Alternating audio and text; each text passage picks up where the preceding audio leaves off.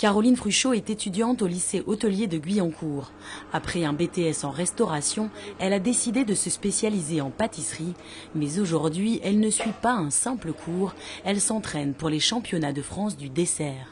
Moi, ça me tenait à cœur de réaliser un concours cette année. Quand on commence pour voir un peu ce qu'on vaut, se mesurer aux autres, voir le travail qu'il y a à accomplir. Et alors du coup, vous pensez avoir toutes vos chances? J'espère. Son professeur Jean-François Gauthier la coach depuis plus de 3 mois et il croit aux chances de réussite de son élève. Les atouts, c'est son grand sérieux, sa capacité de se concentrer et de rester dans ce qu'elle fait, dans son sujet. Son dossier a été sélectionné pour les championnats de France du dessert. Le 28 janvier, elle passe le concours Île-de-France. En jeu, une place pour la finale nationale. Notre jeune pâtissière a décidé de travailler des poires et de les décliner de multiples façons. Une poire bien mûre, c'est juste extra.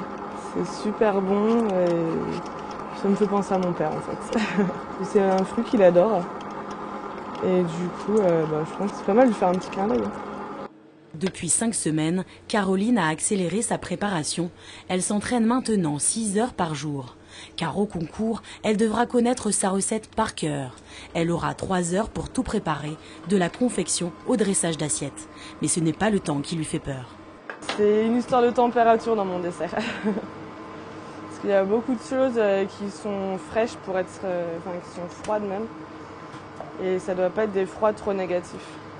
Bonne température, texture, visuel, goût, technicité et hygiène, les critères à remplir sont nombreux.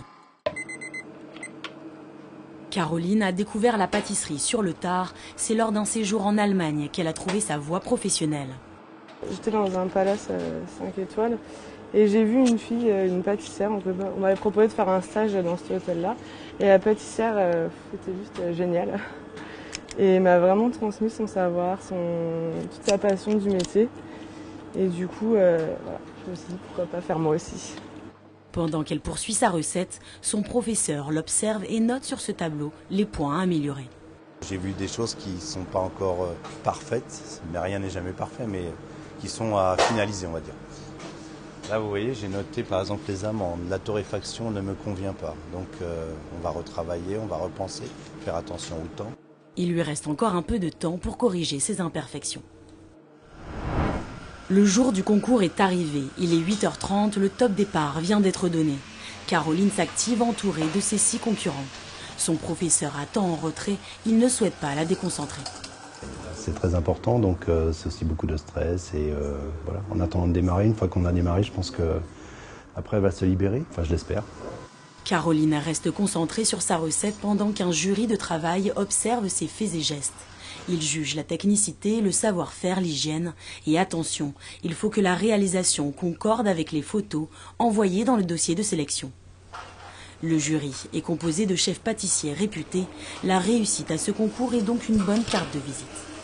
Ça permet d'ouvrir des portes, ça permet de rencontrer du monde, effectivement. Là, les jeunes apprentis qui sont là aujourd'hui, ça va être nos commis, nos employés de demain, quoi. Donc c'est intéressant de les rencontrer aussi. La concurrence est rude, les candidats rivalisent d'imagination. Ici, des planètes. Là, cette belle architecture exotique. Les concurrents ont beaucoup travaillé en amont, mais malheureusement, certains n'arriveront pas à respecter les délais. Ce candidat doit livrer ses desserts en laissant de côté quelques ingrédients. Il a manqué de temps pour dresser ses assiettes. Non, c'est à l'assiette uniquement. Il n'y a pas de... C'est marqué dans le règlement, on ne peut pas amener de sauce à côté. C'est que à l'assiette. Allez. Dans la salle de dégustation, les candidats s'enchaînent. Ils ont tous démarré à 7 minutes d'intervalle pour laisser le temps aux juges de goûter chaque plat un à un. Allez, premier envoi dans 1 minute, Caroline. Oui.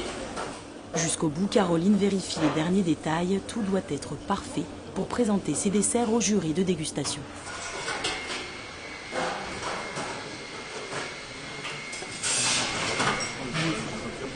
Moi aussi, je veux bien.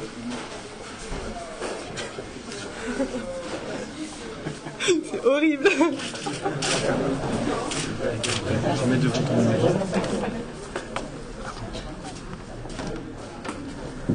Bonjour messieurs, donc aujourd'hui je vous propose un délice de poire Donc pour la dégustation, je vous conseille de commencer de la plus petite à la plus grosse. Comme ça, le goût du chocolat ne va pas l'emporter sur le goût de la poire. Voilà, excellente dégustation. Merci. Pendant que les chefs dégustent, la jeune pâtissière peut enfin souffler. C'est un peu le stress parce que même si je me suis bien entraînée au lycée, ici c'est un labo qu'on ne connaît pas, c'est une pression qui est complètement différente. Et en labo, je le faisais en 2h15. Ici, pour vraiment que ça soit parfait, peaufiner à fond et tout, j'ai mis 3 heures, moins une, quoi. Donc c'est vraiment, c'est clairement différent. Mais bon, c'est un bon stress, donc on verra, quoi. De leur côté, qu'en ont pensé les juges?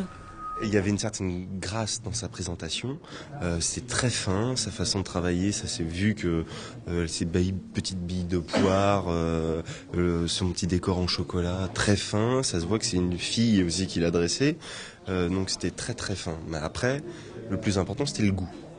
Donc là, d'autres candidats ont été aussi très très performants.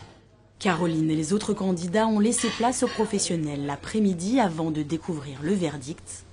Et c'est la Parisienne Marie Mathéos pour sa douce planète exotique qui remporte le premier prix. Caroline finit deuxième à quelques miettes d'une place pour la finale nationale.